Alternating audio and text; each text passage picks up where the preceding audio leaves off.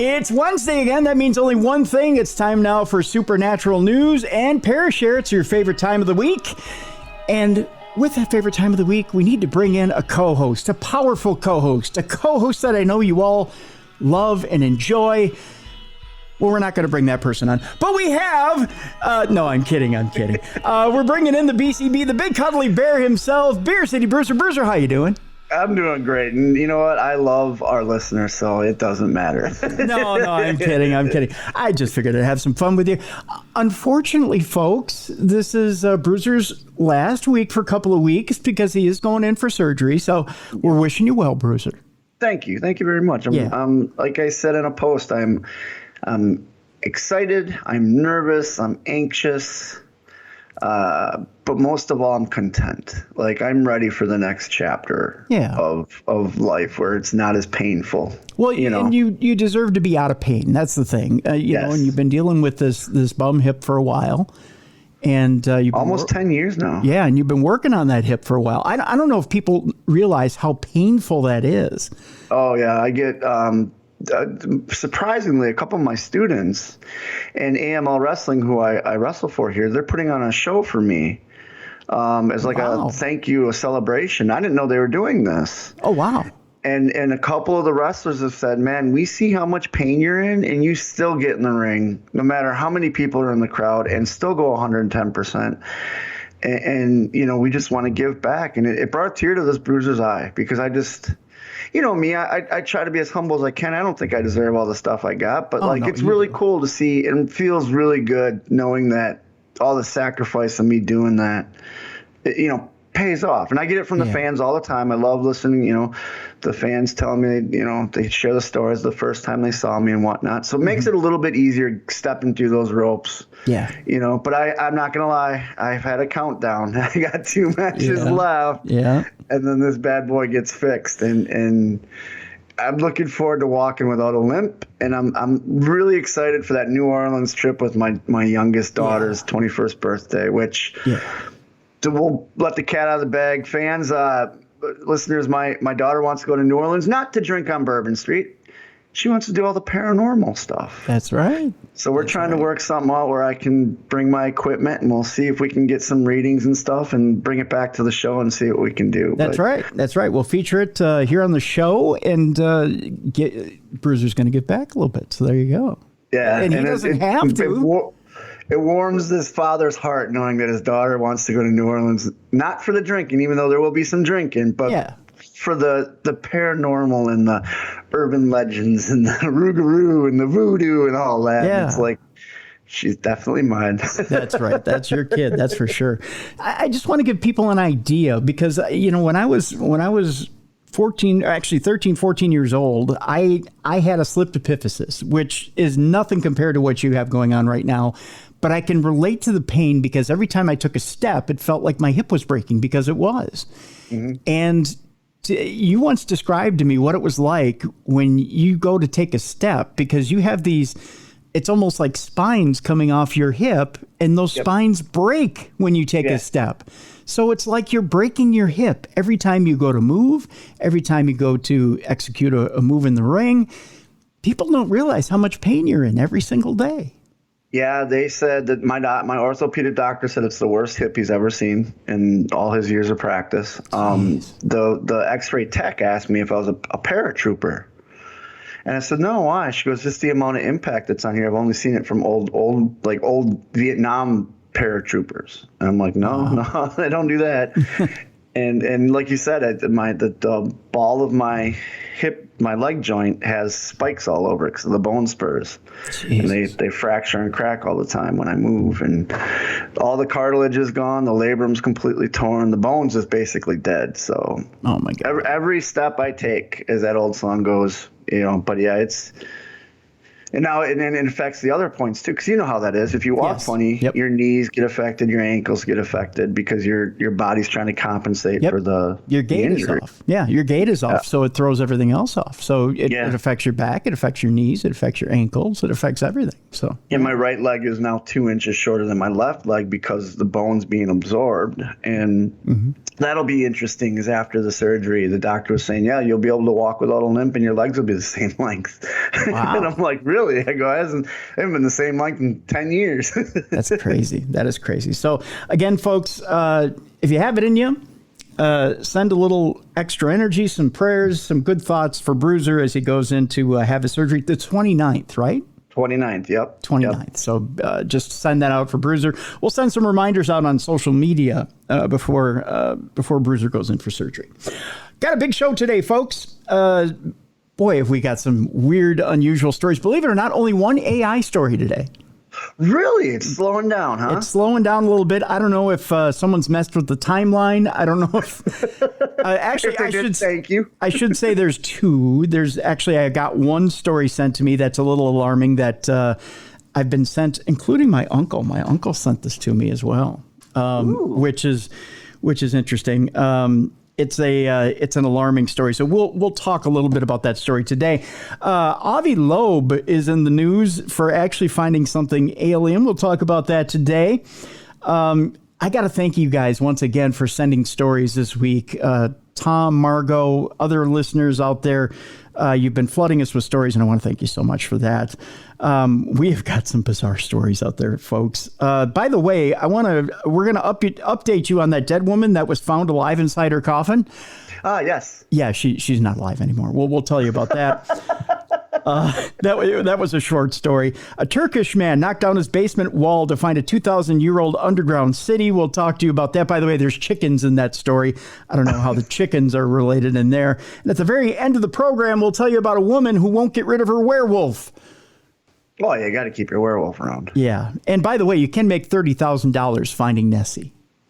Ooh, okay. We'll tell you how you can cash in on Nessie. That'll be coming up in the show today. But first, we mentioned Avi Loeb. Avi Loeb's team found an anomalous wire during a hunt for alien artifacts.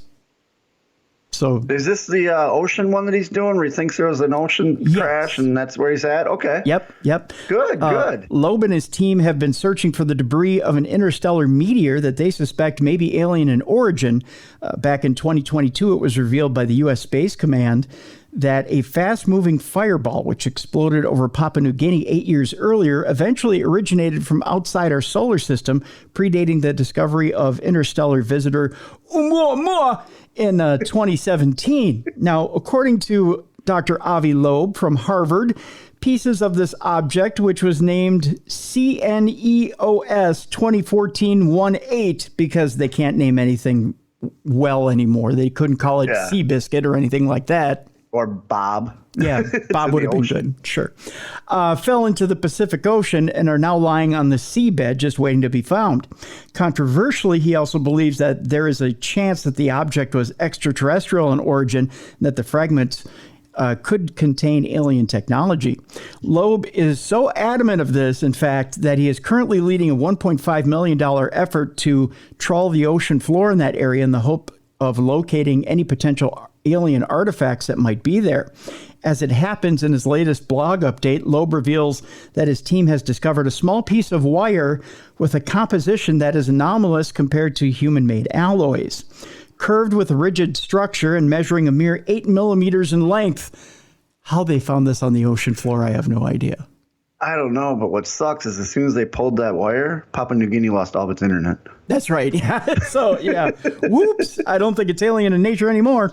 It's difficult to imagine how this innocuous piece of wire could represent evidence of alien technology. But I suppose if Avi finds it, we must believe it. In all likelihood, the wire is from some mundane and distinctly human piece of technology, but we'll find out soon enough, I guess. The quote here from Avi is, I hope to know whether the first recognized interstellar object from our cosmic neighborhood, IM1, carried materials that are anomalous relative to what we find in our backyard around the sun. And most importantly, I wish to know whether it was manufactured technologically by another civilization. He's going to be so disappointed when he looks at the tag and it says made in China. Right. But still, finding that small of a wire in that big of an ocean, that's an accomplishment. 8 millimeters. Yeah, that's tiny. Boy, you really got to be searching. I mean, yeah. you probably have experience finding small things on it. You know what I'm saying? I mean, every time I go to the bathroom. It's just poor Avi. That's all I got to say. Moving on, there's an alien connection at the Vatican. Oh, really? Okay. Yeah. A Pentagon whistleblower says the church assisted the U.S. in retrieving a UFO. Oh, now this is interesting because the church is very against it. Yeah, well, it was amended. Are they coming around? It was amended quite a few years ago when I believe it was it, I don't want to say the Nazi Pope because that's going to offend some people. But the Pope before this one, Ratzenberger, said that if aliens were to come down from outer space, they would welcome them. Okay. Of course, they would have to be indoctrinated into the Catholic Church, but... Oh, of course. They got to do communion and all that. Yeah. Pentagon whistleblower David Grush, in some more baffling claims, said that the Vatican is fully aware of non-human intelligence's existence and that it assisted the United States in retrieving a UFO, which was downed and was in possession of Italian dictator Benito Mussolini when the Second World War was at its end. I know it's time to put on our tinfoil hats, kids, and go down that road. 36-year-old Grush has served in the Air Force for 14 years and is a decorated Afghanistan combat officer who had earlier worked with the National Reconnaissance Office and the National Geospatial Intelligence Agency, or the NGA. His role is to work as the representative of NRO when dealing with the Unidentified Aerial Phenomena Task Force. There's a lot of initials in this. The task force was established specifically to investigate the UFOs. Now, he made some shocking revelations. Grush stated that a top-secret UFO retrieval program was run by the United States for decades, and added that the Vatican was involved in the first-ever crash of a UFO, as per media reports. Grush stated that the UFO's first recovery took place in Magenta, Italy, in 1933. He added that the UFO was in possession of Italian dictator Mussolini's government until 1944-45, when America was tipped off about it by Pope Pius XII. Oh, okay. So Pope Pius let us know about it. The Pius is like, hey, they got some alien stuff. Check it out. I love the way you said that. The Pius.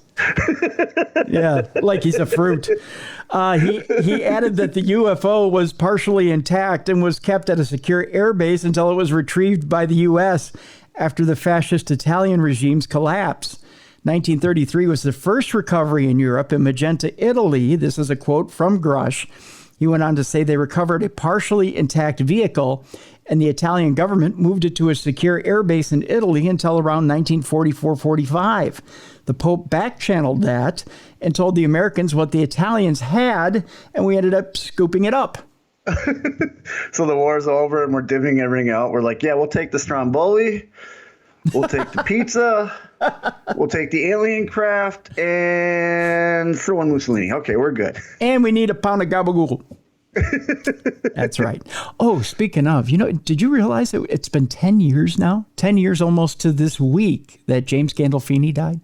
No, really that long? Yeah. Oh, man. He was crazy. An amazing actor. Yeah, he was. Yeah, in fact, on Father's Day, his son put out a post, a really touching post, saying 10 years. On the 19th, it was 10 years since Gandolfini passed away. Wow. Crazy, huh?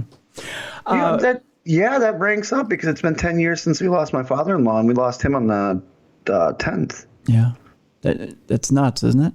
Yeah. That much time has gone that quickly. Yeah. Yeah. Wow. Another interesting fact, a lot of people who are fans of The Office know this, but HBO paid James Gandolfini $3 million to stay away from the production of The Office because he had been offered the position of taking over Steve Carell's job at the office. He was supposed to be the next successor to Steve Carell. He was supposed to be the next Michael Scott, huh? Yep, he was supposed to be the next Michael Scott, but HBO paid him $3 million to stay away. He was offered $4 million to take over the head of the office.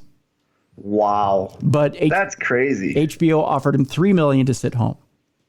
Yeah, I'll take the $3 million to sit at home. Yep. They wanted to, what's a good way of putting it? They wanted to preserve the integrity of The Sopranos, and they had other things and other projects they wanted him to work on.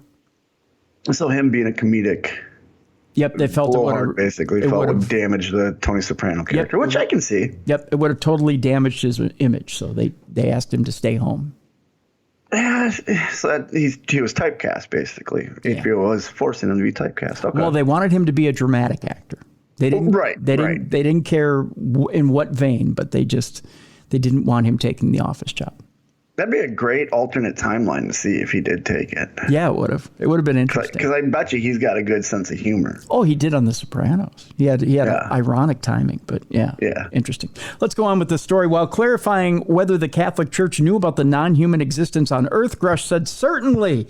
He said that his claims must be believed because I have the credentials and I was an intelligence officer. Yeah, well, I was a radio guy for a bunch of years, but that doesn't mean I know a hell of a lot about politics, just saying. Exactly.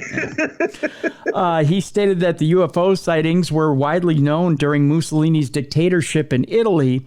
He added that the non-human intelligence present on Earth has acted with malevolence and even killed some humans. Oh, that's not good. His other quote was, I think the logical fallacy there is because they're advanced, they're kind. So he's saying they're not kind. We'll never really understand their full intent, and that's because we're not them. But I think what appears to be malevolent activity has happened. That's based on nuclear site probing activities and witness testimony. I was briefed by a few individuals on the program that there were malevolent events like that, he said, while answering if aliens have killed humans. At the very least, he went on to say, I saw substantive evidence that white-collar crime was committed. Unfortunately, I've heard some really un-American things I don't want to repeat right now. There's a sophisticated disinformation campaign. So there you go. Okay. Yeah. Well, yeah, if they're going to military bases and they see guns everywhere, I don't believe they're all malevolent, whatever the word is. Malevolent? Yeah. Yep. I think that the first thing they see is a guy with a gun. They don't know what a gun is, They just know it's a weapon. Or they do. They just know it's a weapon. Well, when you point something at somebody, you don't have good intentions, I'm sure. Exactly. Yeah. So I want to know how much of the humans getting hurt was possible misidentification or just an accident. Sure. Not defending the aliens by any means. Right. Yeah. No, you're right. You're right. We've been talking for a couple of weeks now about this family that saw the 10-foot aliens with large, shiny eyes in Las Vegas. Yeah. Their 911 call was awesome. And then the body cam footage and all that. Just so cool. Well, I don't know that it's cool anymore with the family. The one member of the family said they just wanted to be left alone in a recent TikTok video and that they just wanted to go back to normal. But things are not normal. That ship sailed there, bud. Yep. You had an alien in your backyard. You're never going back to normal. It turns out now that family is under surveillance. Okay. A family in Las Vegas, Nevada said they saw something not human outside their house and called the police to investigate. There's now security surveillance outside the home. A strange UFO mystery in Las Vegas deepened when police set up surveillance outside the house of a residence after a sighting of something not human. The Homeland Security Department of the Las Vegas Metropolitan Police Department set up surveillance at a Nevada property after a mysterious object supposedly fell from the sky on April 30th. Las Vegas podcaster Doug Papa, I love it when they call him Big Papa. I don't know if you know that. A self-confessed skeptic told the New York Post that the second time he visited the family at the house, he saw surveillance cameras up there, or set up there. He was told by the family that the police had set up the cameras supposedly to protect the family from people coming to bother them about the UFO. I think they're waiting for the aliens to come back. I think so, too. I don't think it has anything to do with protecting the family. Right. He added, but I can tell you right now, cops don't come out and put up expensive video equipment. like that, and they certainly wouldn't for someone calling in a report about a UFO. The story went from local to world news when Las Vegas Channel 8 News obtained body cam footage from Las Vegas Metro Police Department that captured a suspected UFO streaking across the night sky. The incident unfolded on April 30th when an officer's camera recorded the unidentified object at approximately 11:50 p.m. 16-year-old Angel Gomez was in the backyard of the property when his brother went. It says when his brother went, the UFO was spotted. That's not correct. Not good sentence that would be. On his new YouTube channel, he said it was a tall, skinny, lengthy creature. It was a gray-greenish color, and when I looked at it in the eyes, my body just froze. He had a weird-looking feet and a big face and eyes and a big mouth. Police responding to the call were visibly shaken by the bizarre circumstances as revealed by audio captured by their body cameras, which you heard here on the show. I believe it was last week or the week before. The flash emitted by the UFO was reportedly witnessed as far as Utah and California, according to the American Meteor Society. One officer said to his partner in the footage, "I'm so nervous right now." Another said, "I have butterflies, bro. Saw a shooting star, and now these people say there's aliens in the backyard." Roughly 39 minutes later, a chilling call made to 911 by a man residing approximately 80 miles from the infamous Area 51 happened. He reported the presence of two mysterious entities in the backyard, having witnessed a similar object falling from the sky. There's like an 8-foot person beside it, and another one is inside us. It has big eyes, and it's looking at us, and it's still there, the homeowner told police dispatch.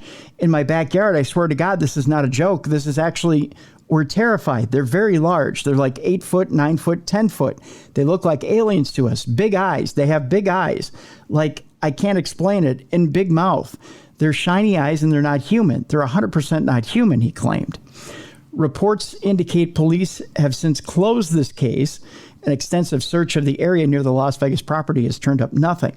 It's interesting that the case is closed, yet there's surveillance cameras on the house. Again, I'm sure it's just to see if they come back to catch that, or it could be to see if the family was lying and they're up to no good. That's true. That's very true. So yeah, the alien part of it's closed, but something was still there. What, Yeah. Yep. And in a follow-up to a story that we had last week, I know it's not on the alien side of things, but it's certainly an update. Told you at the top of the program, that dead woman in Ecuador that was found alive inside her coffin, well, she's no longer alive. And we're sure this time. I believe an Ecuadorian woman who seemingly rose from the dead when she began knocking on the inside of her coffin at her own funeral has been declared dead again 7 days later.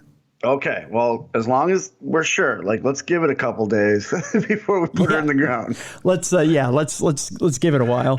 She's done this before. That's right. 76-year-old Bella Montoya was confirmed dead Friday evening after spending about a week in intensive care following her cryptic awakening. Her family and the country's health ministry have now confirmed. So we got the country's health ministry involved, which is probably a good time. Her son, Gilbert Barbera, was quoted as saying, "This time my mother really did die. My life will not be the same," according to a local newspaper article that quoted Gilbert Barbera. He went on to say as well that the retired nurse died from an ischemic stroke while she was being watched under permanent surveillance in the ICU. That, according to the ministry as well, in a statement. Hospital workers had originally pronounced Montoya dead on June 9th after she reportedly suffered cardiorespiratory arrest. She spent about 5 hours inside a coffin and woke up in the middle of her wake. Shocking loved ones gathered in the city of, I believe this is Babahoyo, to mourn her death.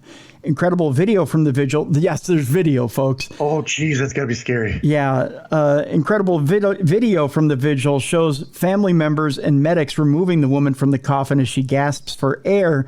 She was then rushed to the same hospital where she was first declared dead. I don't know that that's a good idea. Yeah. Yeah, but they did. Now, Montoya's remains will return back to the same funeral home where she was found stirring in her coffin. Do they have to pay again? That's a good question. Like, do they get rebuilt? I don't think they would be. She'll be buried at a public cemetery, according to her son. Following the hospital's shocking mistake, a technical committee was formed to investigate how it declares deaths and issues death certificates. And hopefully it doesn't come up with, oh, we've screwed up in the past. Our bad. Yeah, right. The Ministry of Health did not provide any updates on the probe over the weekend. Barbera also said he has not received any reports from authorities explaining his mother's incorrect death declaration. Initial reports from local media said that experts speculated that Montoya may have suffered catalepsy as a result of cardiorespiratory arrest.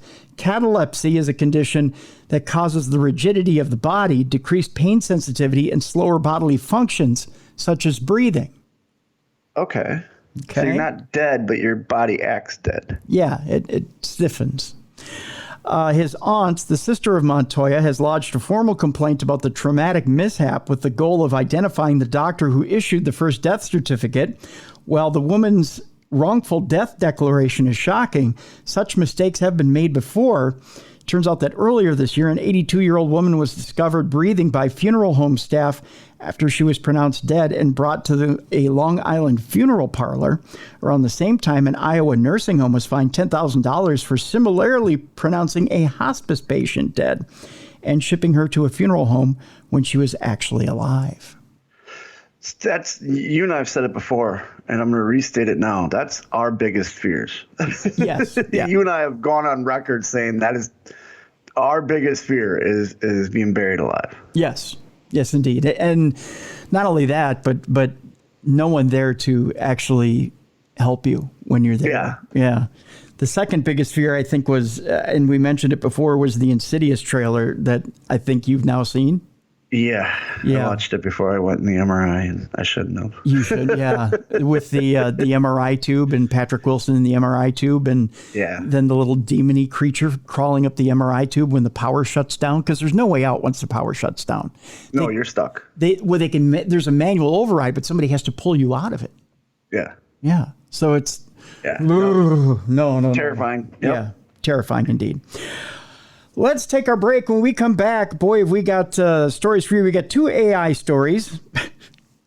One is going to doom broadcasting forever. The other is just a man who was attacked by a robot. Yeah. And attacked by a robot? Yes. There's that. $30,000. That's your reward if you can prove that Loch Ness Monster actually exists. Okay. There's now a reward for hunting down Nessie. And at the end of the program, a woman just can't do without her werewolf. We'll tell you more about that when we come back. And we've got an audio Parashare from Sarah when we come back. She explains a little bit more about the man who died on the toilet. Oh, okay. Good. Right up our alley. Yeah. So, well, so to speak, it's a toilet joke. I know there, Bruiser, but we'll play Sarah's Parashare when we come back. You're listening to Supernatural News and Parashare on a Wednesday with the Cruiser and the Bruiser right here on the best in paranormal podcasting. This is Darkness Radio.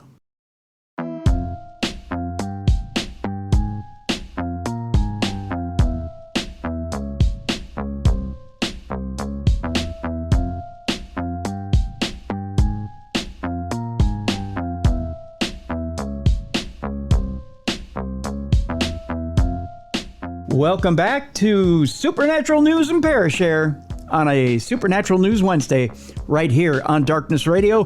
It's the Cruiser and the Bruiser playing the hits. We're making the 9 to 5 go fly by right now. That's right. We got it lined up for you right now. We got Journey, we got Van Halen, we got Boston. Now imagine if that came out of an AI. Oh, that would terrify me. Wouldn't it? Yeah. We'll tell you a little bit about that in just a moment. Okay. But first... What's that? That would terrify me. Would it terrify you? Yeah. Get ready for somebody other than a human to count down the hits for you. No more Casey, huh? Yeah, that's right. No more Casey. That's sad. You know, I do listen to Casey on Saturday mornings when I drive up to St. Cloud. He was one of my best jokes I ever pulled on my kids involved Casey, and that was because I was with him. We were driving someplace and we were listening to him on the radio. Now, this is years after he had passed. Mm-hmm. And I looked at my daughters and I said, I think our car's haunted. They're like, what do you mean? So we're picking up Casey Kasem, and he's been dead for years. And they're like, no, Dad, come on. He always does. I'm like, guys, look it up. And they look it up, and he's dead. Oh, my God. And I'm like, yeah, I seriously, maybe we have to sell this car. And for the whole ride, for about an hour and a half, 2 hours, I had them thinking our car was haunted. Because Casey Kasem was counting down the top 40 of like 1974 or something like that. And they didn't realize he's still syndicated everywhere, including on Sirius XM radio? When we get out of the car and we got to where we were going, we walk in the house and somebody was listening to it, the same station on Sirius, and they right away went, wait a minute. And I'm like, okay, girls, no, this is not a haunted house. I love listening to it's a guilty pleasure. It just reminds me of childhood. Me too. Yeah. I'm right there with you, man. Yeah. So like on the way to KNSI, when I work up there on Saturdays, I'll tune into 70s on 7 because it just so happens when I'm at that early in the morning, when I'm driving up there, they start the first round of the countdown.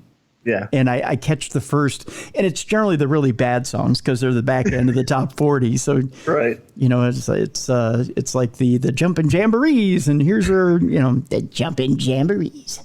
And here's the really bad, the really bad songs from the 70s. And occasionally they'll play the number one from last week, so you get to hear some decent songs. But it ends up being really bad songs that you don't remember from the 70s. But it's still good to hear. But it's good to hear his voice, So it's but when you think about how long ago he died, it's just like, oh God. Yeah, but he was iconic. Yeah. You know what I mean? Yeah. Like he was, like you said, he's the voice of our childhood. Yeah. He was the voice of Shaggy. I used to watch Scooby-Doo all the time. And the voice of Robin on the Super Friends. Exactly. Yeah. Like he was iconic. Like I just remember from being a kid, you had him, Walter Cronkite was an iconic voice, and then Harry Carey. Yep. I'm not a Cubs fan, but I can tell you Harry Carey stuff. Or Bob Uecker, who in Milwaukee. Yep. God forbid we lose him. Yeah. Yeah, there's it's sad you get to a certain age, and you youngsters will find this out. You get to a certain age and you start losing the people that you really not only just looked up to, but entertained you as a kid or a teenager or in your 20s and 30s, and it gets sad. I'm watching more and more programs with people who are aging or getting older, and knowing that we're going to lose these talents soon, and just appreciating the talent. I mean, there's not to go on a rambling rant here, but Dan Rather, he does a show on Access TV called The Big Interview. Yeah. And I find myself watching him and doing these long form interviews with these musicians. Yeah. Not only for the musicians that are on and to get a perspective, but just listening to him for his interviewing talent. Yeah. Just knowing that, soon enough he's going to be gone. So one I forgot to add that list that I'm sure you're familiar with is Paul Harvey is another one.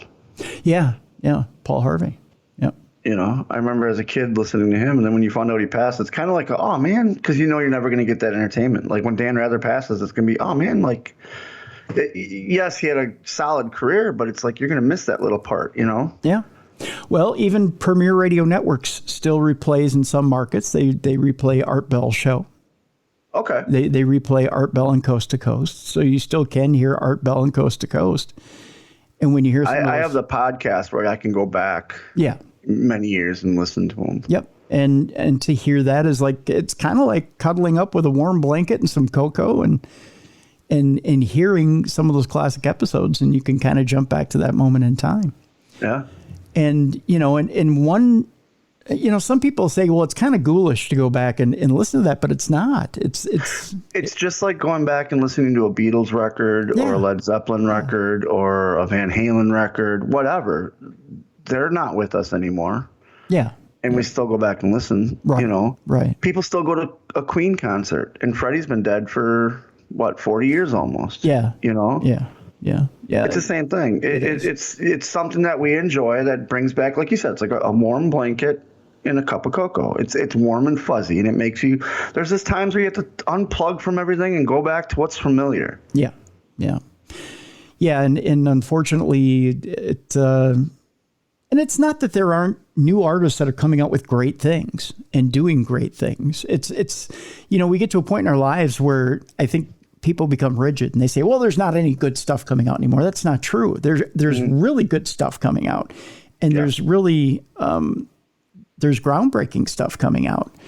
But I think there's just, we get to a point in our lives where we become nostalgic, and it is that warm blanket. And, sometimes you want to shelter yourself from the world. So you kind of do that. You kind of wrap yourselves in certain things, and you want to appreciate what you have while you have it, and you do want to go back and reminisce. So that's just that right there. And anyone younger listening, you'll find out in 20 years, because people that you're looking up to now that, like Tim just said, they're not bad. They're just, to us, to you and I, it's just not groundbreaking because we've seen stuff before. But to the kids, it's groundbreaking. You know, when Britney passes away, it'll be, oh my God, Britney passed away.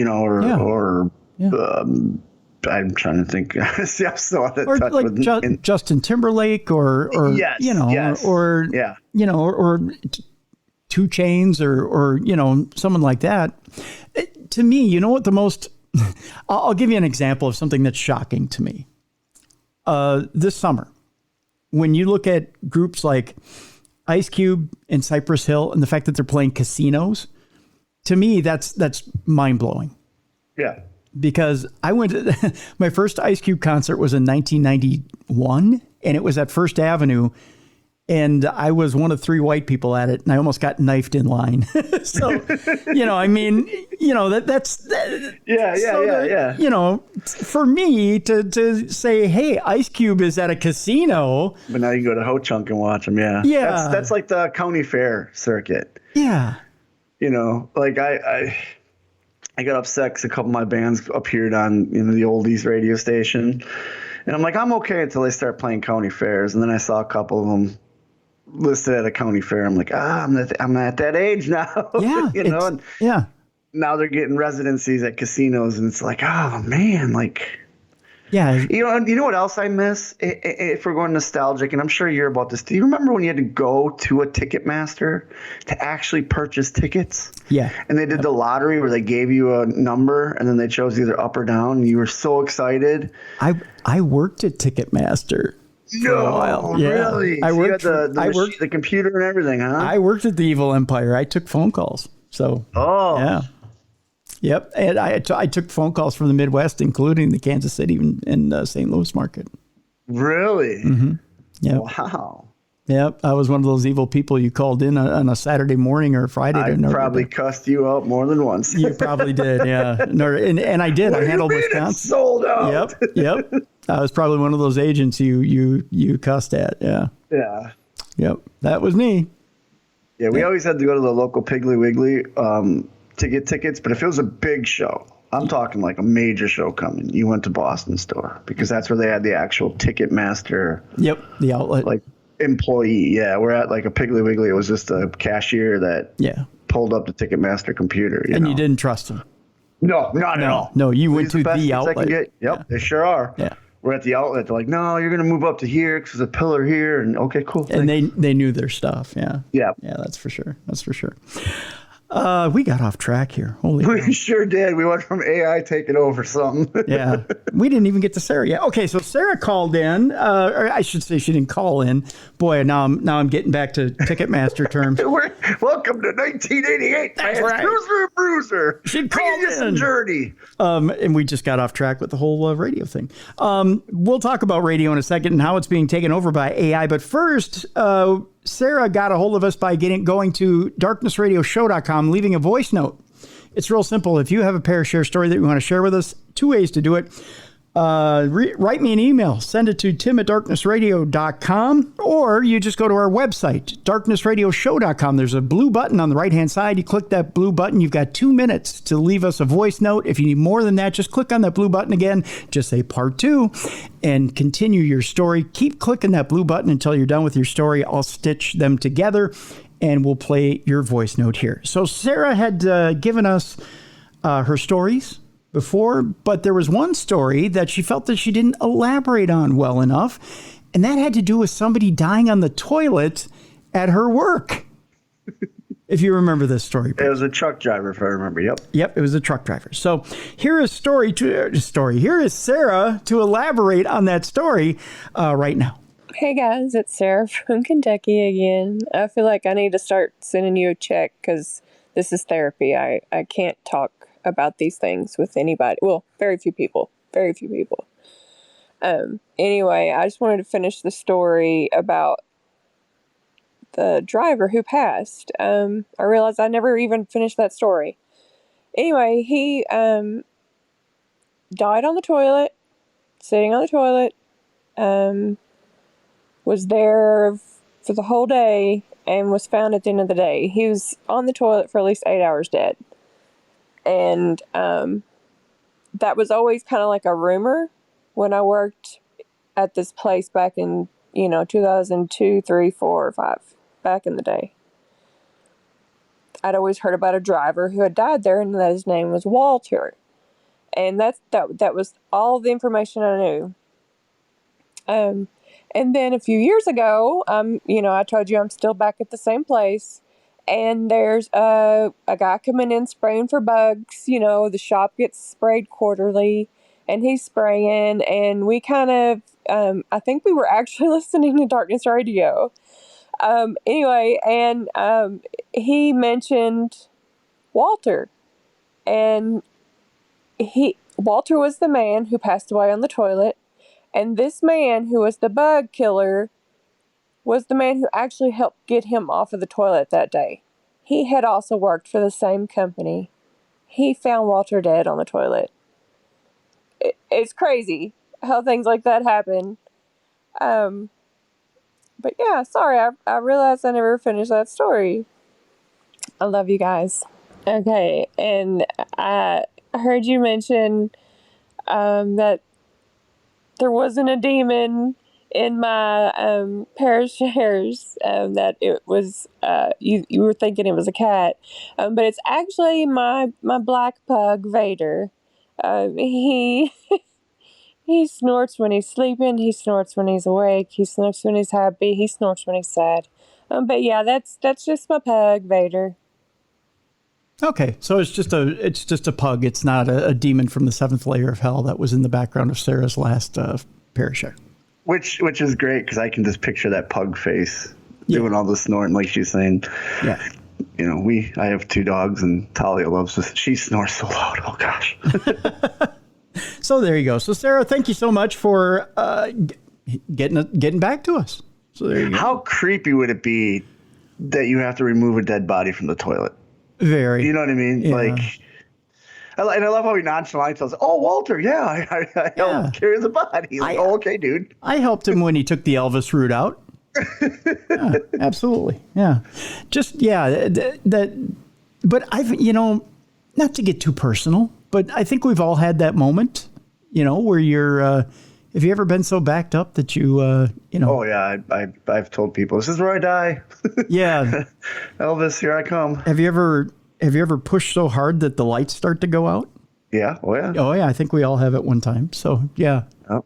That's why the good Lord. I've been on this so long. I've had pins and needles and had to sit back down. Oh yeah. Yeah. So I think, yeah. That's very Midwest of me. Very Minnesotan, Yeah. Oh, yeah. I also like too, and I hope the other listeners heard, it's like therapy, her being able to share that, because these aren't stories you feel comfortable sharing with everybody. Right. So that's why we encourage people to send in their stories, because we had the one gentleman last week, I believe, who said that they never really processed the alien spacecraft. Yeah. You know what I mean? And he really hadn't thought about it till we mentioned it, and he shared it with the story, and it opened up a whole bunch of stuff. Like Sarah's saying the same thing. She doesn't really think about it, and then she wanted to tell us the story, and it's therapeutic. So like, we're here to listen. We love to hear these stories, and we'll weigh in too if you want. When I was splicing that together, I thought to myself, when my heart wasn't working 40% of the time, I thought about that. Yeah, I had more times than not, I've been sitting on the throne and I've, the world's gone black once in a while. It happened more than a few times. And I thought to myself, I could have took the Elvis way out. That would have been, and I'm thinking, who would have lifted me off the toilet? That's what I'm always like. Who would find me in that way? Yeah. Because you haven't wiped. Right. And when you pass, everything comes out. That's right. At least you're in the right spot. Well, true. Right? Well, you heard the first thing the guy that found Elvis said after he found Elvis, right? No, what's that? I shouldn't have flushed that. Oh, God. Oh, my God. You're not even getting a rim shot for that scene. I know I'm not. No, I know. That's horrible. All right. It's time now to bring the room down. It's time to move on and talk about people losing their jobs. Take your jobs. That's right. We're talking about losing a broadcasting job. I've lost one or two based on layoffs from the evil empire. But not the AI layoffs.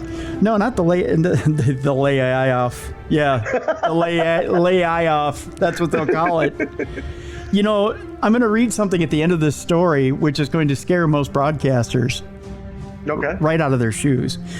A radio station gets a part-time AI DJ based on its midday host, who's quite popular, I guess.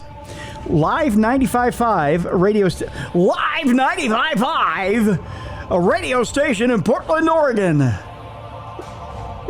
has announced Tuesday that its midday host, Ashley Elzinga, will broadcast a clone version of her voice, aka AI Ashley. That's right, ladies and gentlemen. To listeners every day from 10 a.m. to 3 p.m. They just want her to work nonstop. Yeah, they do. They want Ashley 24/7, 365. Hopefully she gets an extra paycheck out of it. No. They don't pay you for extra voice tracking. Really? No. Oh, I didn't know that. Well, okay. So shout out to my boy Big D, out in Nashville, who, by the way, has the #1 country morning show in Nashville. At one time, he was voice tracking 5 markets. 5 markets. Wow. And still wasn't making, pardon the phrase here, donkey dick for a popular cluster of national radio. I'd be like, toss me that money. You want my voice? Give me that money. And they just expect you, if you're doing a major morning show in a certain area, they just expect, well, you're going to pick up they don't pay you very much to pick up an extra market. It's like only another $10,000 to $20,000 a year. Really? And that's doing mornings. Yeah. So if you're syndicating across the nation, you're not getting very much. No, you're not. And now I say 10,000 a year, and people go, that's 10,000 a year. But you're pulling. Well, look at the amount of work that's going in to make that 10,000 a year. Yeah, exactly. When you're voice tracking, that's not, this is, that was, here is, and then you're done with your shift, and you do a quick 15-minute, job for 4 hours worth of radio. That's coming up with material for 4 hours worth of work. Yeah. And that's 10,000 a year. So, I mean, it's nothing. It's really nothing. So AI Ashley. So AI Ashley is on the air every day, 10 a.m. to 3 p.m.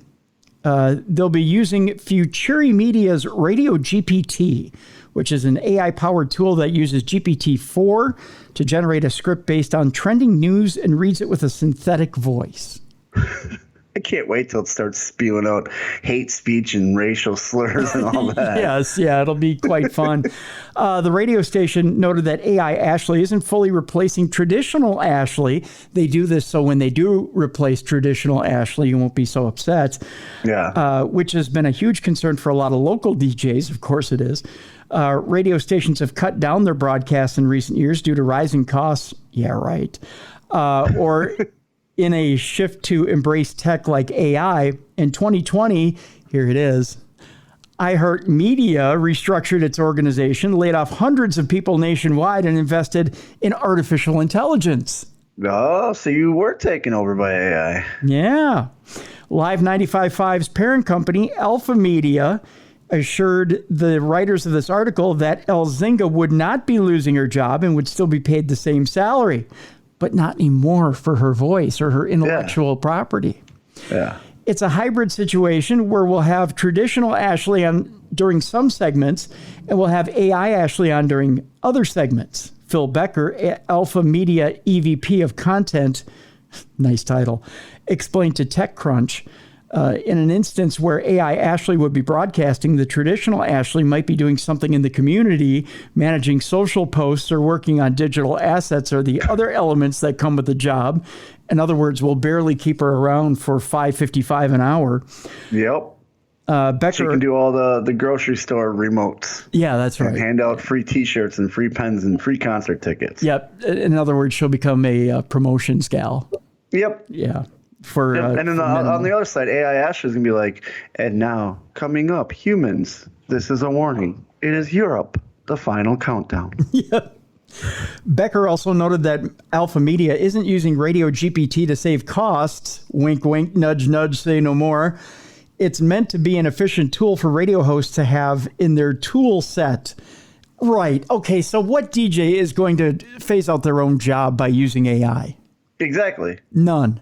That's Zero. like, oh, here, let's get you a 5-disc changer. You know, that helps a DJ because he's got the 5-disc thing. This is, oh, hey, we're going to take everything about you, put it onto this system, As it and is, hit a button, and it replicates you. as it is, let me pull back the curtain on radio for you. Everything is already cycled through on a program, on automation. So we don't touch anything as far as discs or anything like that. Yeah. Everything is cycled through on a computer. So everything you're hearing is all automated. All we do is we put our voice in between slots in automation. So Yeah. we don't touch anything. All the ads, everything is fired off automatically. Okay.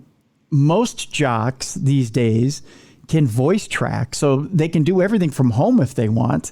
During the pandemic, a lot of clusters basically gave their jocks the same equipment that I'm sitting here with right now, and they dialed in from home and they voice tracked their shifts. Okay. So essentially, they could continue doing the same thing that they were doing from home. Yeah. I mean, it's not tough. Nope. They've done everything they can to weed out live jocks. Which sucks. I remember calling in to request songs. And this is You'd have why to talk to the jocks. This is why radio is dying. Radio is dying from lack of originality, lack of format. I mean, it has become, like you said, Bruiser, a jukebox. That's what it is. Oh yeah. And there's nothing in widespread syndication. So they will take one program and play it in 50 to 100 markets.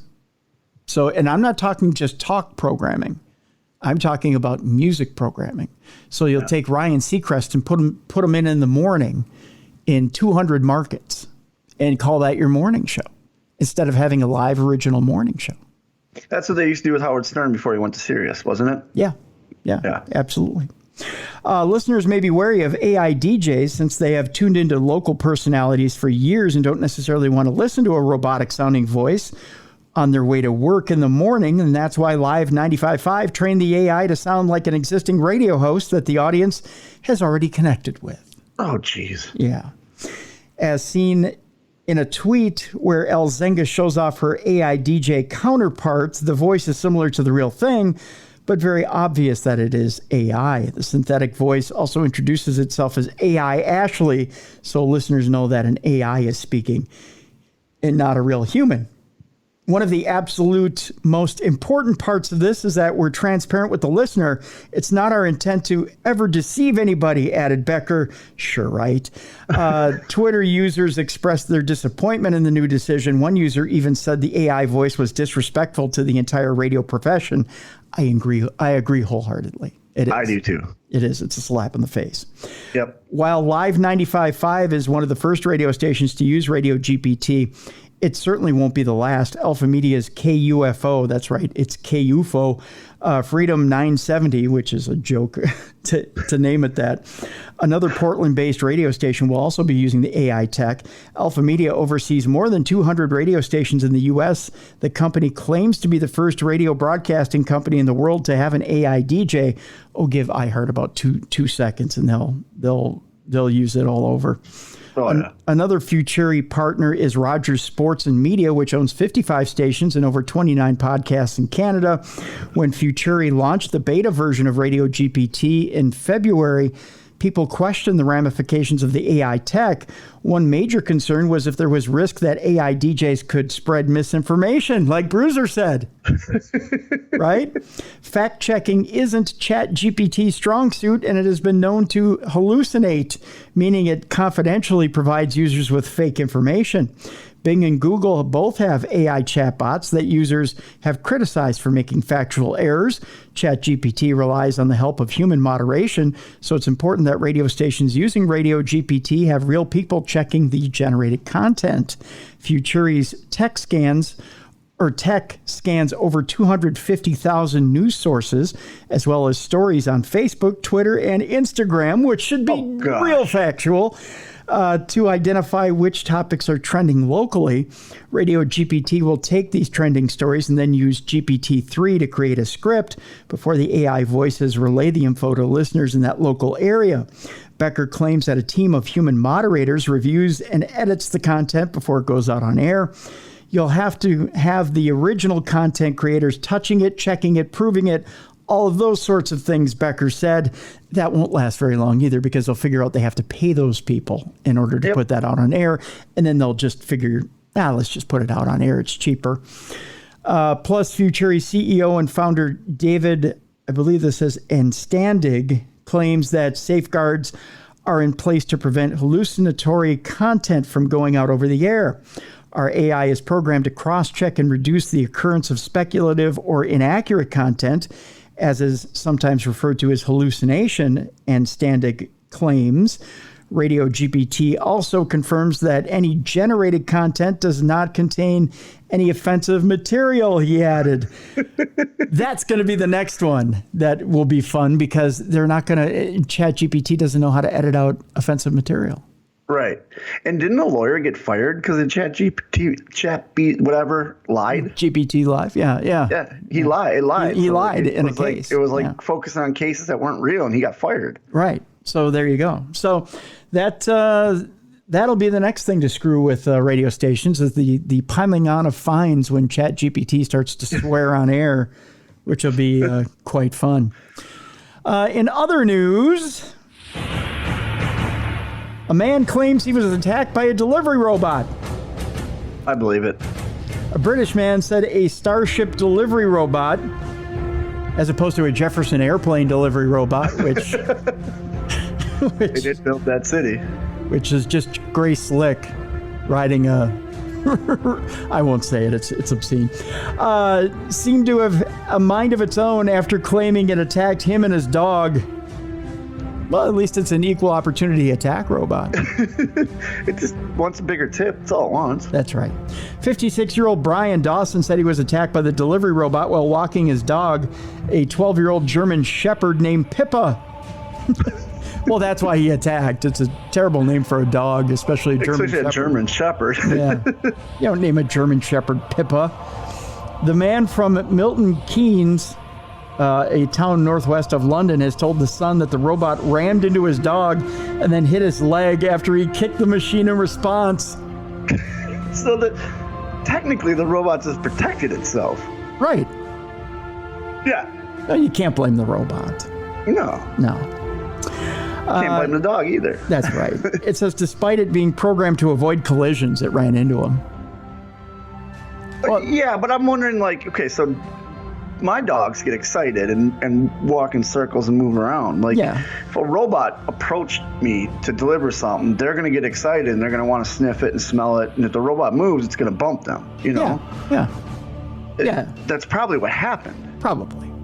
Dawson said he then took his dog out of harm's way and came back to take note of the robot's serial number or QR code before it's smashed into his leg again, according to the tabloid. Well, it doesn't want to get busted. It doesn't want to get reported. Yeah. You can't talk to my manager. That's right. He told the paper that the robot's sensors clearly didn't work, and the droid seemed to have a mind of its own. The robot is part of a robot delivery fleet at the local branch of Co-op, a grocery store chain. There we go. Dawson, who's a delivery driver at Tesco, which is a supermarket chain, said he shoved the robot on its side, but that triggered an alarm, so he pushed it back upright. Oh, my bad. Sorry. Just call the bumper sticker. It says 1-800, how's my driving? That's right, yeah. The robot then retreated to its Co-op branch in Milton Keynes. Co-op delivery robots have been operating in the town for 5 years, and the attack was an isolated incident, the company spokesperson told the Daily Mail. This is it. This is the beginning of the robotic revolution. That's right, yeah. Everyone watch out for your delivery bots. It's now started. The robot, they're harmless, but just watch out. That's right. The robots are operated by Starship Technologies. Mickey Thomas is in charge of that, by the way, which told the paper it takes the safety of these deliveries very seriously and was in contact with Dawson. The company was formed 9 years ago by Skype co-founders and operates thousands of delivery robots globally. I wonder if they're listening right now because we're on Skype together. Oh, they are. Yeah. Oops. So there's going to be a robot delivery showing up to our doors. We love Skype and we love robot deliveries. They're wonderful. I don't have dogs, so when the robot delivery comes, we welcome them. We wink, wink. Enjoy delivery robots. They're wonderful. Let's move on because we love robot deliveries. A Turkish man, by the way, this story comes from Tom. A Turkish man, he stepped up again this week. Yeah, we challenged him last week and he stepped up. Good for you, Tom. Yep. A Turkish man knocked down a basement wall to find a 2,000-year-old underground city. This was after chasing his chickens through a hole. I'm just like, hey, we're building this new house. Here's a whole city. What do we do? Put a wall up. Nobody will notice it. Yeah, that's right. Nobody needs to know about this underground city, that's for sure.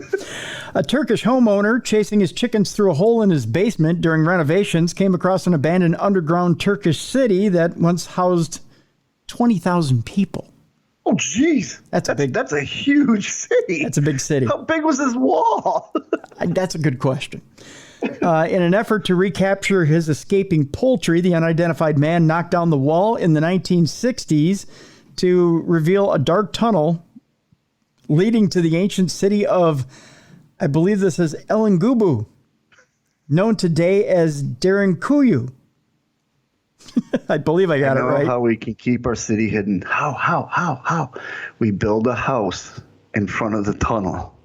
And we put up a wall. No one will know. No one will know we're here. No one. Derinkuyu burrowed more than 280 feet beneath the central, I believe this is Anatolian region of Cappadocia, is the largest excavated underground city in the world and is believed to connect more than 200 smaller separate underground cities that were discovered in recent decades, according to Turkish guides.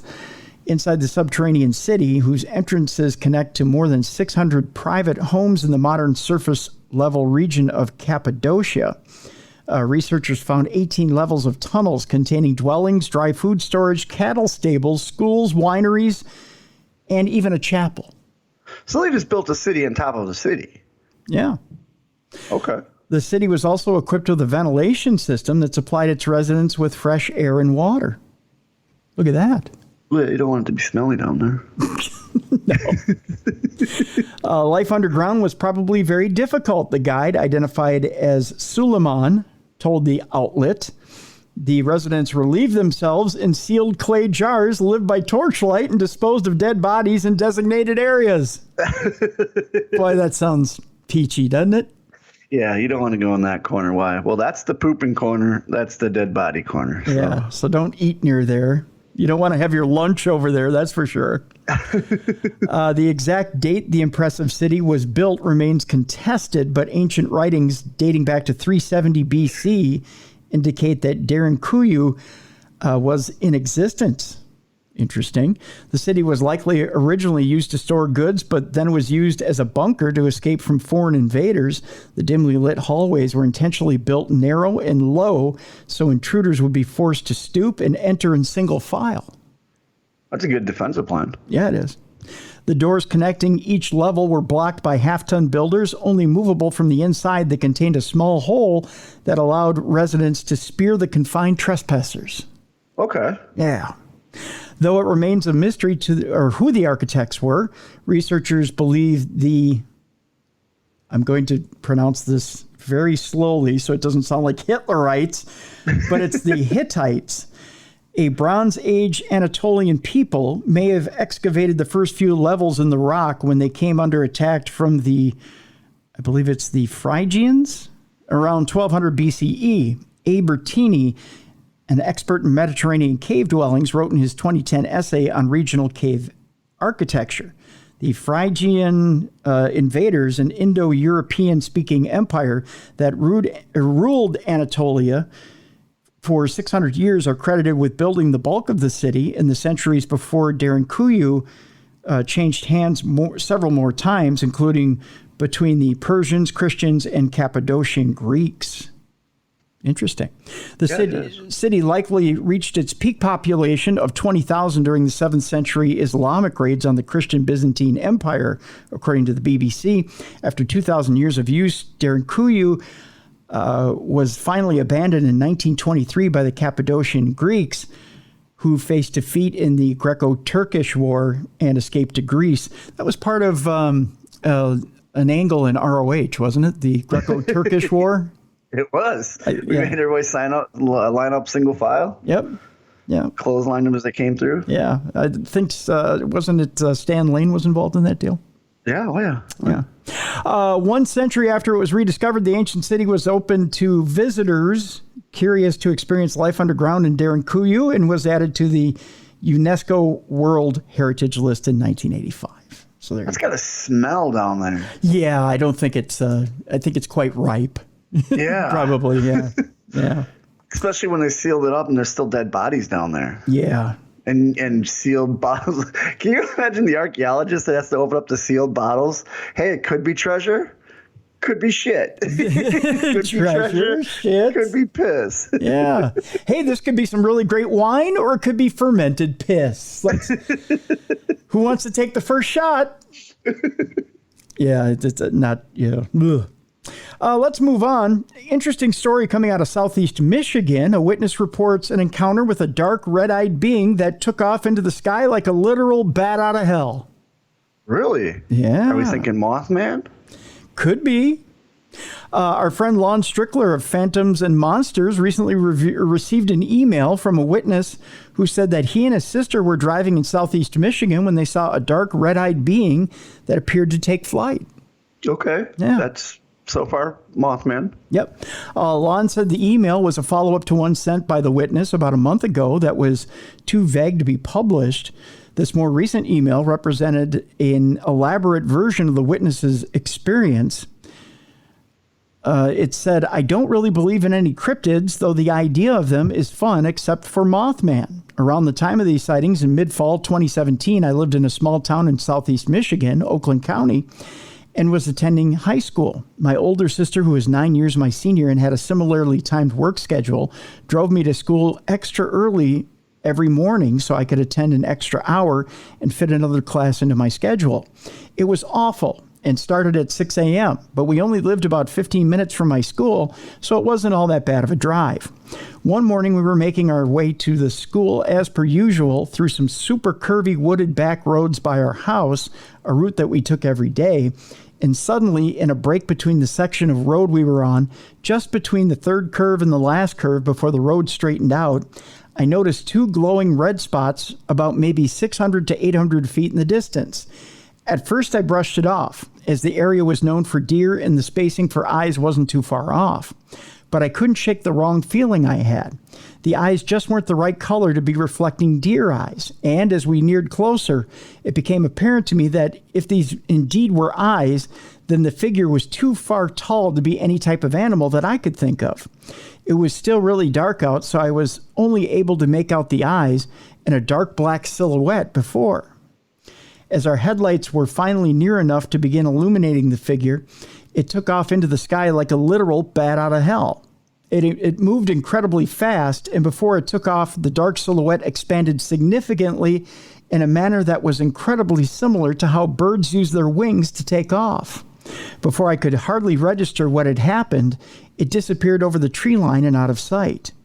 At first, I was worried I was seeing things. However, as I looked over at my sister, I was met with a mirror of my same shocked expression. She asked incredulously if I had just seen that too, and we began conferring about what we had just saw. I was relieved to hear that I wasn't going crazy, as she described the same things that I had also just seen. I still think about that morning to this day and was surprised when a couple of years after it, I came across your articles and reports. A lot of sightings and encounters you compiled dated around that same time. I saw what I believed more and more every year had to be Mothman. Now, winged humanoids have not been reported as often in Michigan as they have been in other states bordering Lake Michigan, with only one other sighting represented on the Singular Fortean Society's timeline. This report constitutes the latest news in a string of Mothman sightings from within a few 100-mile radius surrounding Lake Michigan, including every state bordering the Great Lake. These sightings began in the spring of 2017, but more historical accounts are being reported as more people become aware of the phenomenon. They generally take place in the evening or at night, often in or near a park or natural area and around water. Witnesses consistently describe a large gray, brown, or black bat or bird-like creature, although in a small number of cases, the creature was described as an insect-like, sometimes with glowing or reflective red, yellow, green, or orange eyes, and humanoid features such as arms and legs are often reported. Some witnesses have reported feeling intense fear or an aura of evil emanating from the creature that they encountered. Many of the sightings are also of something seen only briefly or are described only as a flying creature with few details, which leaves open the possibility that a misidentified large bird, such as a heron or crane or some type of anomalous avian species, could explain some, although certainly not all, of the encounters. A number of associated high strangeness incidents have also occurred alongside the creature sightings. These also include reports of UFOs, other anomalous flying creatures and mysterious humanoids, parapsychological phenomena, and bizarre events experienced by those investigating the sightings. That's cool. New Mothman sighting. Yeah. Very much so. And I encourage you to check out Lon Strickler and Phantoms and Monsters and the different reports that he has on Mothman too. He has some exciting stuff out of both Chicago, Michigan. He's been finding new stuff out of Chicago lately. So I think it's awesome too that Mothman they think is more than just West Virginia is where they celebrate the Mothman Day and all that, but more centralized to Lake Michigan. Yeah. Yep. Which covers a huge territory. Yes, indeed. Yes, indeed. Let's move on. We got a few more stories here to cover on today's Supernatural News. An enormous 240 million year old sea monster had its head torn off in one clean bite. Ooh. Yeah. There's always a bigger fish. That's right. Analysis of bite marks on I'm going to try to pronounce this correctly. Bear with me. A Tanystropheus hydroides. I think I nailed that, which lived during its middle Triassic, showed another predator had attacked from above and torn its neck in two. I'm guessing a megalodon, just because I like megalodons. Might have been. A giant predator that lived 240 million years ago was decapitated with a single brutal bite from a deadlier creature, according to scientists.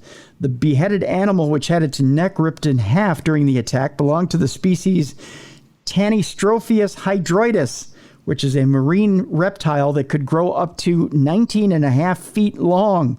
It was an ambush predator feasting on fish and squid in what was a tropical lagoon during the Middle Triassic period, which was 247 to 237 million years ago. Tanystropheus had extremely long necks. In some cases, those necks were 3 times as long as their torsos. The decapitated animal came from the Monte San, I believe it's Giorgio fossil site, which sits on the border of Switzerland and Italy and boasts a huge record of marine life from the Middle Triassic. Stephen Speakman, a vertebrate paleontologist at the State Museum of Natural History Stuttgart in Germany, was studying 2 Tanystropheus specimens as part of his doctoral work in Switzerland's Paleontological Museum of the University of Zurich. A lot of big words in this. A lot of big words. Yeah. The first belonged to T. hydroides, while the second was T. longobardicus, a smaller species that was around 5 feet long. A closer look at the fossil showed the necks had been severed with clear bite marks on some of the vertebrates.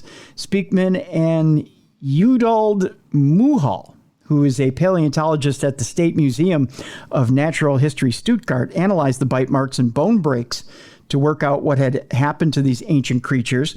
The findings suggest that they were attacked by another predator that appeared to have targeted their long necks as a weak point on their body. Interesting. Are you sure they just have to dig deeper? Oh, his neck was bit. Oh, wait, no. His head was in the sand. My bad. No, that's true. You never know. You never know.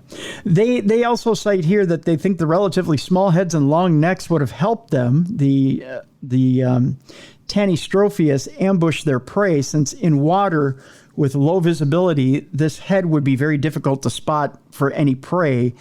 And also by sticking to the shallow water, Tanystropheus possibly was able to avoid large predators most of the time. Most of the time, except for this time. Yep. Except for this time, they got nailed. Because when they're hungry, they'll come in. That's right. That's right. Speaking of sea monsters, you, Bruiser, if you happen to be over on the other side of the pond, can collect $30,000 cash reward if you can find evidence of the Loch Ness Monster. All right, I got a goal. You got a goal. That's now, right. is it American cash or euros? Like, what are we talking here? Well, let's find out. Businessman Dave Fishwick has announced the scheme during a segment on the UK television show This Morning. There is arguably no cryptozoological creature as widely known as the Loch Ness Monster, a mystery animal described as a long-necked prehistoric reptile that is said to lurk in the depths of Scotland's famous loch. However, to date, conclusive scientific evidence of its existence has been pretty thin on the ground. Now, in a renewed bid to remedy the situation, Dave Fishwick, a businessman who is also known as the Bank of Dave, has offered $30,000 to anyone who can solve the mystery once and for all. Fishwick has recently been spotted at the opening of the new and improved Loch Ness Exhibition Center. I don't know that I can pronounce the name of the city where it is, on the 90th anniversary of the first modern sighting of the monster. The quote here from Juliana Delaney of Continuum is, as we look to open our doors, guests will have the opportunity to learn about the legend and then get to search the famous loch themselves, armed with further knowledge. We wish everyone luck in their search, and we know we will be watching the iconic loch ourselves. Of course, if someone did happen to have conclusive evidence of the Loch Ness Monster, it could be argued that they'd be able to sell that information for a lot more than $30,000 that the Bank of Dave is offering. I was going to say, it's going to be worth a lot more if you get definitive proof. That's right. Still, if it renews interest in solving the mystery, it can only be a good thing. But you can get $30,000 right off the bat. Oh, okay. Well, that starts something. That's right. Our next story comes from Margot. Well, thank you, Margot. Yeah. And we only have 2 stories left, by the way, in Supernatural News today. Margot sent the story in, and I think it's highly, highly ironic and pretty funny. By the way, this isn't a Polish joke. I'll start out by saying that. Okay. All right. The headline is... Now, AI wouldn't do that. No, AI would right. go into the Polish joke. Yeah. Right. They just tell a Polish joke. Yeah. You're like, hey, this isn't a Polish joke. Right. This is a story. Yeah. That's the benefit of a live broadcaster. That's how we know you're not AI Cruiser. That's right. I'm not AI Cruiser. I'm real Cruiser. No more rides to hell on bus 666 in Poland. What? Wait, huh? Yep. That's right. I've always wondered if Hell, Michigan had a bus route 666 because I always thought that'd be a great tourist thing. So obviously someone took my idea, it sounds like. I guess, right? We go to Warsaw, Poland, where there will be no more going to hell on bus 666. That's right. The bus to the town of Hell, that's HEL for all of you that are not local to Poland. The bus to the town of Hell on Poland's Baltic coast has long been popular with tourists, but some Christian conservatives have protested the number signifying the devil on a bus leading to that place. That sounds like the word hell in English is probably not a good thing. The local bus operator, PKS, I believe it's pronounced Gdynia? It's pronounced Lucifer Morningstar. No. Gdynia. I believe it's Gdynia. Gdynia, yeah. Yeah. Announced this week that bus 666 will no longer run to hell. Well, it ain't going to heaven. I know that much. Yeah. Yeah. I don't have the rim shot up here. I would have given myself a rim shot, but that sounds dirty as well. So there you go. Yeah, that's what she said. Yeah, there you go. So it's no longer going to run to hell. He said, or rather, it said it had flipped the last number. So now it will run the line under the number 669. So they went dirty with it. That's right. So literally it's going to go fuck itself on June 24th. How are the Christians okay with this? I don't know. It's now a devil orgy. It is. It's a devil orgy. Local media said the bus company acted under the pressure of Christian groups who had pushed for the change, but were already thinking of returning to the old number amid a public outcry over the change. That's right. The Polacks had a problem with 669. They kept getting on the wrong bus. That's why. That's right. Oh, God. They got on the wrong bus. Look at you. The local news portal, I believe it's Tromastio, said that the line operated under the number 666 since 2006. First as a local joke before attracting riders from across Poland and beyond. Some people rode the bus simply to say that they had taken the 666 bus to hell, Polish media reported. Of course. That's a great tourist attraction. That is marketing. Want to go to hell? Get on bus 666. That is great marketing, by the way. Beelzebub is your driver. Do you think they had a little patch, a little name tag for the bus driver that said Beelzebub? Or like different like demons or like your driver. If I owned that, I would. I'd be like, all right, John. You're no longer John. You're now Beelzebub. You know, Satan. Fronda, a Catholic publication, has for years called the 666 bus, or called for it to be renamed, arguing that it had satanic overtones and that to present the reality of eternal damnation as amusing in any way is just plain stupidity. So why aren't they allowing to get the town name changed from hell to something else? To heaven? Call it heaven. Yeah. Well, what bus number would you have for heaven? 7-Eleven? Number 1. Number 1. It lamented it would be Alpha Omega is what it would be. Oh, there you go. Alpha Omega. Yeah. It lamented the fact that many Polish journalists, even Catholic ones, took pleasure in the joke. That's the whole thing that Fronda had wrong with it. They just said it's just too much. They can't take it. They're crumbling under the whole hell. They're mad because they're already the butt of every single Polish joke. So they're like, you know what? We can't be the butt of like religious jokes now. We got to change this. We got to change it. I love it. I think it's a great idea. I can't believe how many people don't have a sense of humor. Exactly. It's not like you're really going to hell. And because you get on the bus 666 does not mean you worship the devil. Right. It's a joke.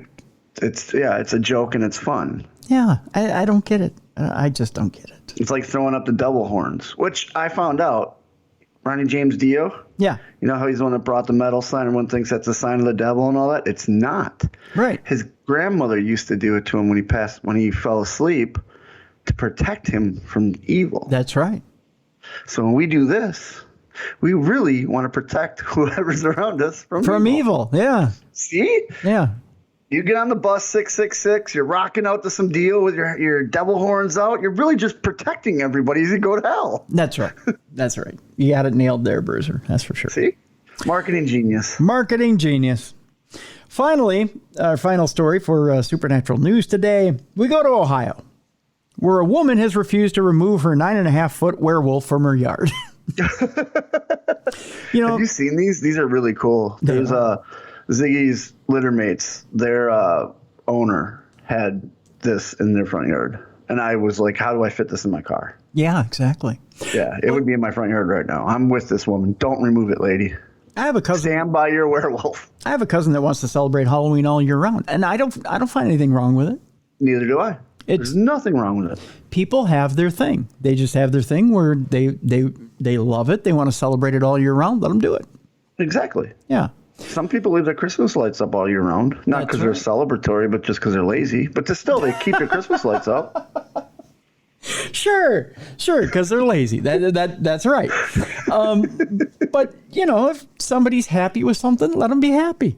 Yeah, it doesn't matter. It's not affecting you in any way, shape, or form. That's right. But then some people are nosy, and they feel like they need to control other people because they have no control of their own life. Yeah. Yeah, and that's where we're does this lady having a 9-foot werewolf in her yard affect you in any way other than you have to look at it every once in a while? No. Exactly.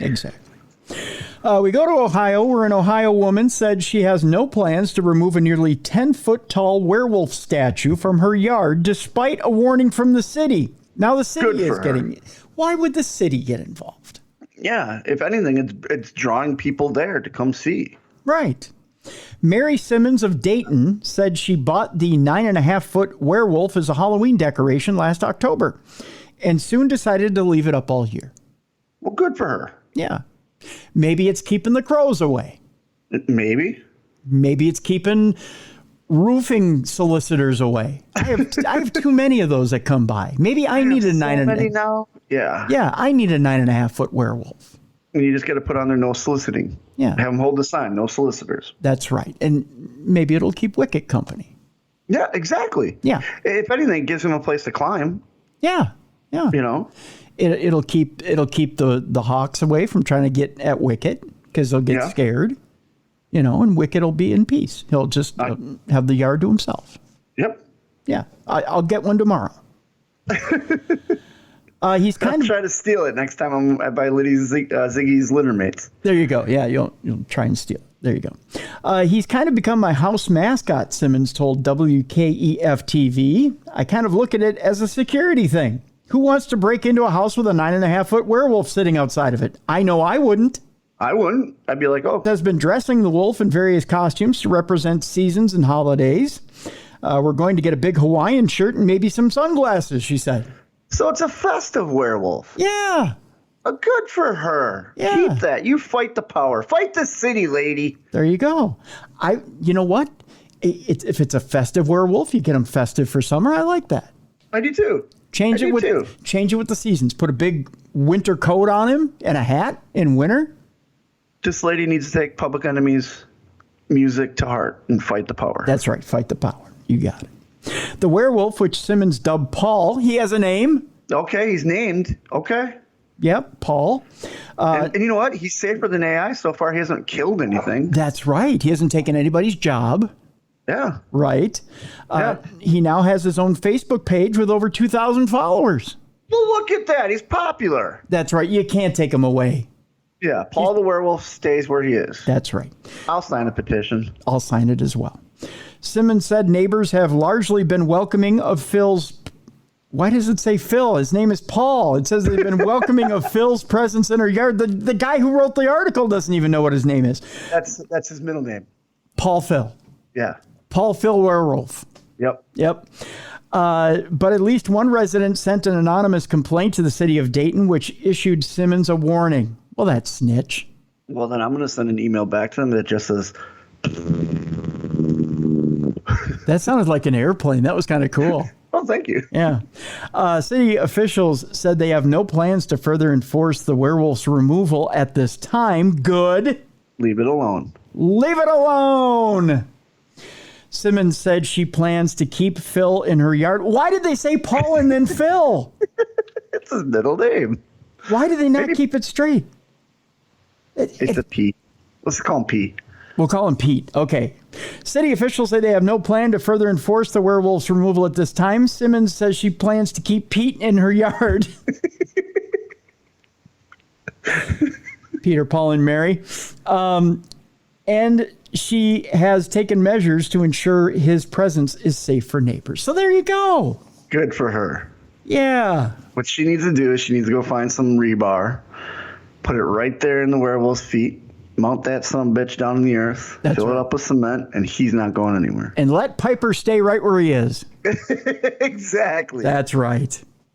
I mean, exactly. By God, he's not doing anybody any harm.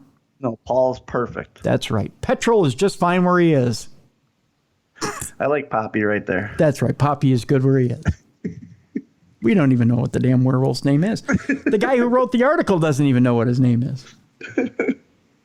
Phil. We just stand with Pete. That's right. Pete, Phil, Paul, Petro, Poppy, Poo Poo. I don't know what his name is. It's something. I don't know. He's a werewolf. He's a werewolf. Yeah. He wears clothes. He wears costumes to brighten up the seasons. That's right. Yeah. Good. Pasco. Patrick. Yeah. Yeah. He's named after the starfish on SpongeBob. He was a butthole. He's a butthole. That's what Patrick is. A starfish is a butthole. I know. You got to take care of your starfish, you know. That's what I say. Did I tell you that? That's one of my mottos in life. Take care of your starfish? I do. Yeah, take care of your... That's why I'm worried about dying on the toilet. I know, right? Who's going to wipe me? That's right. That's why I only buy the finest toilet paper. You have to splurge on certain things in life. I actually, Mrs. Bruiser, I was out at the gym and I was coming home and she said, hey, we need toilet paper for the house. I said, okay. So I picked some toilet paper up and I almost got my ass chewed because I got the wrong toilet paper. What'd you get? I got the Charmin. Yes. The Bears. Yeah. Yes.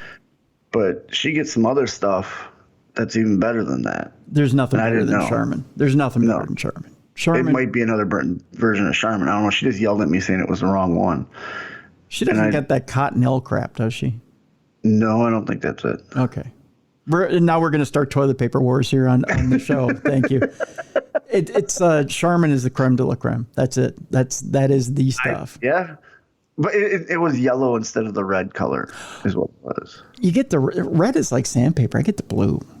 Maybe it's blue. I don't know. There's different. I don't know. See, this is why I shouldn't be put in charge. But see, now you got to do overwhelmed. You got to do the combo platter. So you got to get the wet wipe, the Charmin wet wipe, and you got to get the toilet paper. Oh, we have wet wipes. Yeah, I love the wet wipes. I'm trying to convince her to let me get a bidet. See, now, okay, so I have one, but I haven't installed it yet. Oh, you got to install it. Yeah, I gotta get. It's life changing. Yeah, I gotta get the bidet up and going. So yeah, I first used a bidet when I was over in Japan, and I fell in love, and now it's my life's mission to own a bidet. Yeah, I got one a few years ago, but. Does it have the different settings where it can do the hot water, the pulsing? No, I need to get all that. Oh, Japan had that. Oh. This is just a basic. It's a basic 2 spray, so it's a male female bidet. Yeah. Although a 2 spray on a guy, I think would be weird because then it's basically spraying your nuts. I can't. If you make the mistake as a guy, I think that's kind of weird. I don't know. I haven't given it. I'll give it a try. Because like I said, when I was in Japan, it was just me, so I never changed it off male. Yeah. But I did use the pulsating. I did use the warm. I didn't like the cool. Yeah. They recommend doing the cool right after a shower. I was like, no, I don't like that. No. Yeah. I should have flipped to the female, see if it washed my nuts. That'd been great. South Park has that episode with the Japanese toilet. Have you ever seen that one? No. Oh, where Stan's dad is showing off the Japanese toilet to all the neighbors, and he thinks he's better than everybody because he's got the Japanese toilet. Okay. Yeah, it's a $10,000 toilet. Bob's Burgers does an episode about that. Yeah. Where Gene has to take care of a smart toilet. Yeah, it made me want one. I kind of wanted. Oh God, yeah. Yeah. Yeah, I had there's a lot of stuff in Japan I wanted, But every room you go into, you hit your head. Like, that's the thing I didn't like. And their toilets are really low to the ground. Yeah.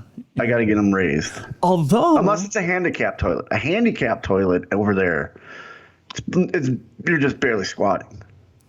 there's something to that, though. You know, that's the whole reason they made the squatty potty.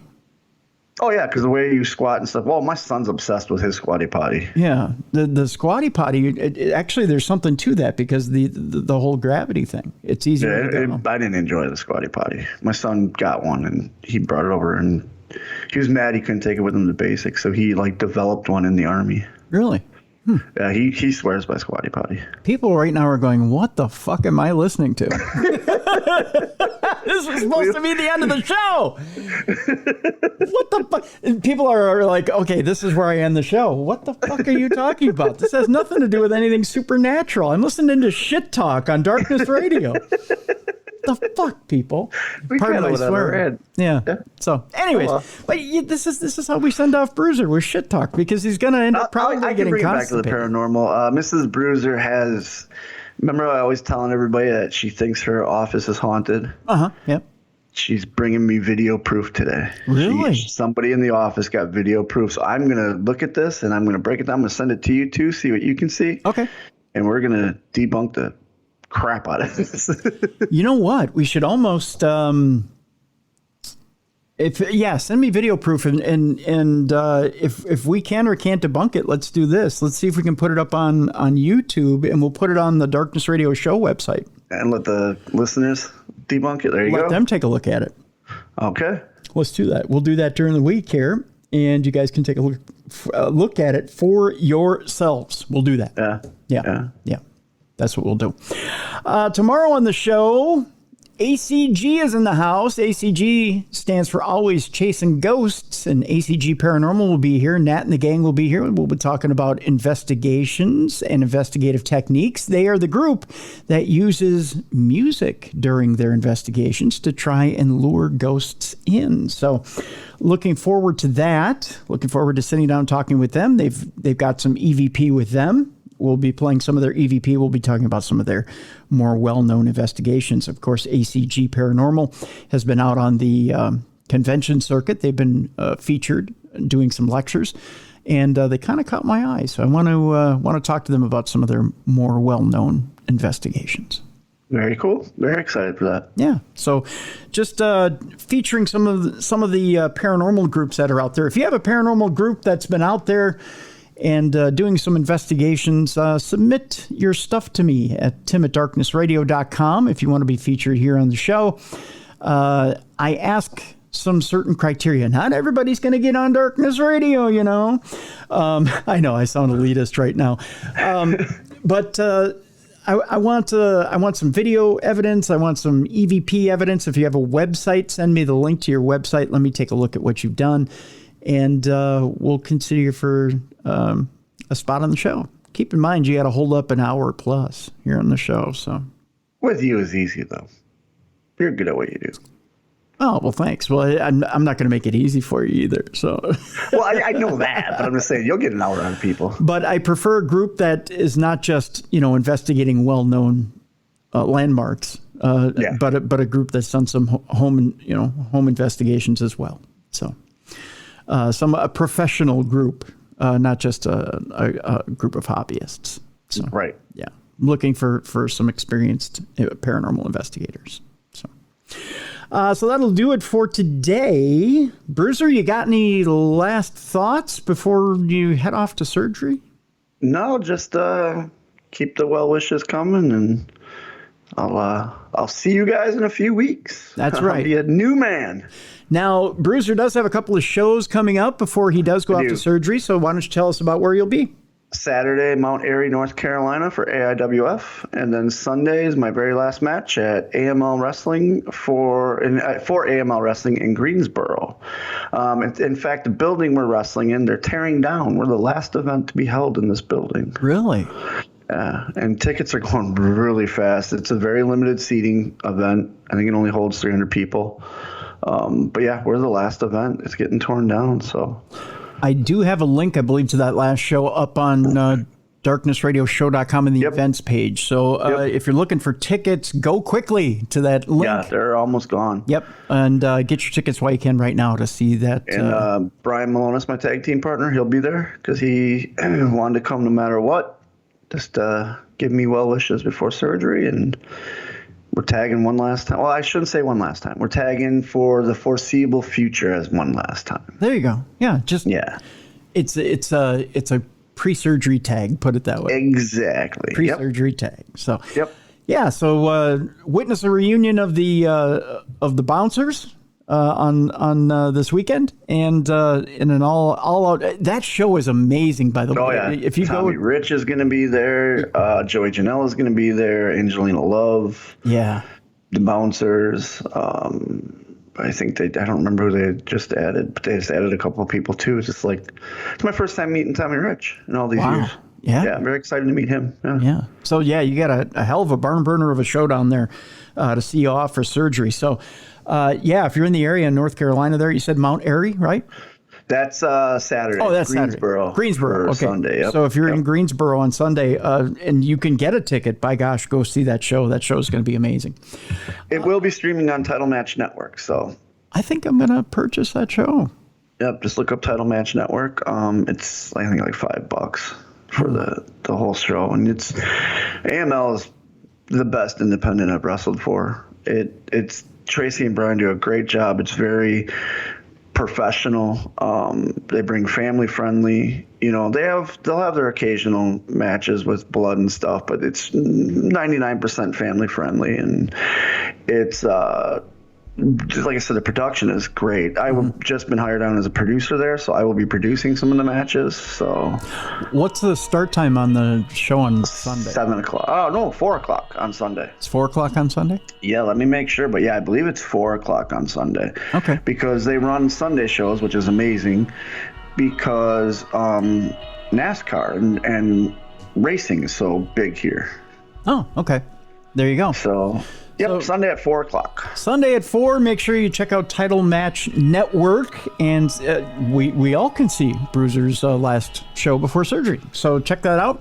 That'll do it for today's show, folks. Again, ACG Paranormal tomorrow on Darkness Radio. For Beer City Bruiser, I'm Tim Dennis. Thank you so much for tuning in to Supernatural News here on the best in paranormal programming. This is Darkness Radio.